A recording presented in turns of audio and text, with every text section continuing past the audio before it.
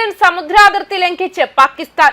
ഗുജറാത്തിലെ ജഖാവിനു സമീപം ഇന്ത്യൻ സമുദ്രാതിർത്തിയിൽ അനുമതിയില്ലാതെ മത്സ്യബന്ധനം നടത്തിയ 11 പാകിസ്ഥാൻ മത്സ്യത്തൊഴിലാളികളെ ഇന്ത്യൻ തീരസംരക്ഷണ സേന അറസ്റ്റ് ചെയ്തതായി പ്രതിരോധ PRO ഗുജറാത്ത് വ്യക്തമാക്കി.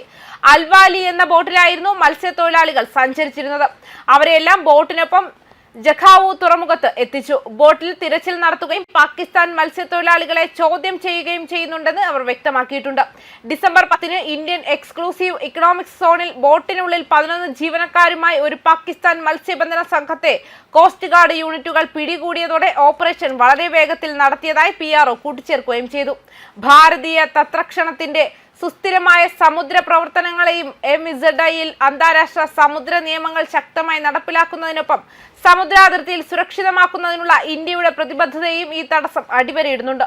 ഇന്ത്യയുടെ സമുദ്ര മേഖലയിലുടനീളം തുടർച്ചയായ ജാഗ്രത നമ്മുടെ ദേശീയ സമുദ്ര സുരക്ഷാ തന്ത്രത്തിന്റെ ഒരു മൂലക്കല്ലായി തുടർന്നുവെന്ന് ICG പ്രസ്താവിച്ചു.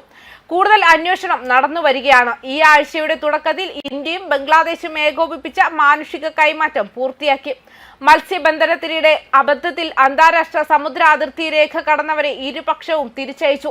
വിദേശകാര്യ മന്ത്രാലയം പുറത്തിറക്കിയ പത്രക്കുറിപ്പ് പ്രകാരം അന്താരാഷ്ട്ര സമുദ്ര അതിർത്തി ലംഘിച്ച ഇന്ത്യൻ മത്സ്യത്തൊഴിലാളികളെ അടുത്തിടെ ബംഗ്ലാദേശ് അധികൃതർ അറസ്റ്റ് ചെയ്തിരുന്നു. ബംഗ്ലാദേശ് മത്സ്യത്തൊഴിലാളികളെയും ഇന്ത്യൻ അധികൃതർ സമാനമായി അറസ്റ്റ് ചെയ്തിരുന്നു. ഇരു സർക്കാരുകളും ഡിസംബർ 9 47 ഇന്ത്യൻ മത്സ്യത്തൊഴിലാളികളെയും 38 ബംഗ്ലാദേശ് മത്സ്യത്തൊഴിലാളികളെയും അവരുടെ പ്രവർത്തനക്ഷമമായ കപ്പലിനെയും മോചിപ്പിച്ച് സ്വദേശത്തേക്ക് തിരിച്ചയക്കുന്ന പ്രക്രിയ വിജയകരമായി പൂർത്തിയാക്കി. 2025 ജനുവരിയിൽ 95 ഇന്ത്യൻ മത്സ്യത്തൊഴിലാളികളെ മോചിപ്പിക്കാൻ ഇന്ത്യ ഗവൺമെന്റ് സൗകര്യമൊരുക്കി. പരസ്പര സഹകരണത്തോടെ 90 ബംഗ്ലാദേശ് മത്സ്യത്തൊഴിലാളികളെ വിട്ടയച്ചുവെന്നും പ്രസ്താവനയിൽ കൂട്ടിച്ചേർത്തു. ഇരുവശത്തുമുള്ള മത്സ്യബന്ധന സമൂഹങ്ങളുടെ മാനുഷികവും ഉപജീവനവുമായ ആശങ്കകളാണ് പരസ്പരമുള്ള സ്വദേശത്തേക്ക് കൊണ്ടുപോകാൻ ക്രമീകരണം രൂപപ്പെടുത്തിയതെന്ന് വിദേശകാര്യ മന്ത്രാലയം അടിവരയിട്ടു. ഇരുവശത്തുമുള്ള മത്സ്യബന്ധന സമൂഹങ്ങളുടെ മാനുഷികവും ഉപജീവനപരവുമായ ആശങ്കകൾ കണക്കിലെടുത്താണ് മത്സ്യത്തൊഴിലാളികളുടെയും അവരുടെ കപ്പലുകളുടെയും പരസ്പര കൈമാറ്റം തയ്യാറാക്കിയിരിക്കുന്നതെന്നും പ്രസ്താവനയിൽ പറയുന്നു. അതേസമയം അഫ്ഗാനിസ്ഥാനിലെ പ്രതിസന്ധിയിൽ ഇന്ത്യ ബുധനാഴ്ച പാകിസ്ഥാനെതിരെ ആഞ്ഞടിക്കുകയും ചെയ്തു. ന്യൂയോർക്കിൽ നടന്ന ഐക്യരാഷ്ട്രസഭ സുരക്ഷാ കൗൺസിൽ യോഗത്തിൽ ഇന്ത്യയുടെ സ്ഥിരം പ്രതിനിധി ഹരീഷ് പർവതനേനെ വ്യോമാക്രമണത്തെക്കുറിച്ചുള്ള അഫ്ഗാനിസ്ഥാനിലെ ഐക്യരാഷ്ട്രസഭയുടെ സഹായ ദൗത്യത്തിന്റെ ആശങ്കയെ ന്യൂഡൽഹി പ്രതിധ്വനിപ്പിക്കുകയും അഫ്ഗാനിസ്ഥാനിൽ നിരപരാധികളായ സ്ത്രീകൾ, കുട്ടികൾ, ക്രിക്കറ്റ് കളിക്കാർ എന്നിവരെ കൊലപ്പെടുത്തുന്നതിനെ അപലപിക്കുകയും ചെയ്തുവെന്ന് പറഞ്ഞു.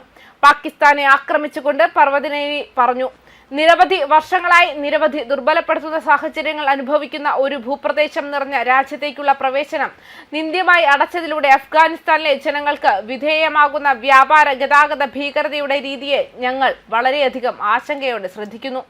ഈ പ്രവൃത്തികൾ WTO മാനദണ്ഡങ്ങളുടെ ലംഘനമാണ്. ദുർബലമായ ഒരു LLDC രാഷ്ട്രത്തിനെതിരെയുള്ള ഇത്തരം തുറന്ന ഭീഷണികളും യുദ്ധപ്രവൃത്തികളും ദുഷ്കരമായ സാഹചര്യങ്ങളിൽ പുനർനിർമ്മിക്കാൻ ശ്രമിക്കുന്നതും UN ചാർട്ടറിന്റെയും അന്താരാഷ്ട്ര നിയമത്തിന്റെയും നഗ്നമായ ലംഘനമാണ്. അത്തരം പ്രവൃത്തികളെ ഞങ്ങൾ അപലപിക്കുമ്പോൾ തന്നെ അഫ്ഗാനിസ്ഥാന്റെ പ്രാദേശിക സമഗ്രത, പരമാധികാരം, സ്വാതന്ത്ര്യം എന്നിവയെ ഞങ്ങൾ ശക്തമായി പിന്തുണയ്ക്കുന്നുവെന്നും അദ്ദേഹം കൂട്ടിച്ചേർത്തു. അഫ്ഗാനിസ്ഥാൻ പ്രതിസന്ധിയിൽ ഇന്ത്യയുടെ വാണിജ്യ ഗതാഗത ഭീകരത പാകിസ്ഥാനെ പരിഹസിക്കുന്നുണ്ടെന്നും വ്യക്തമാക്കുന്നുണ്ട്.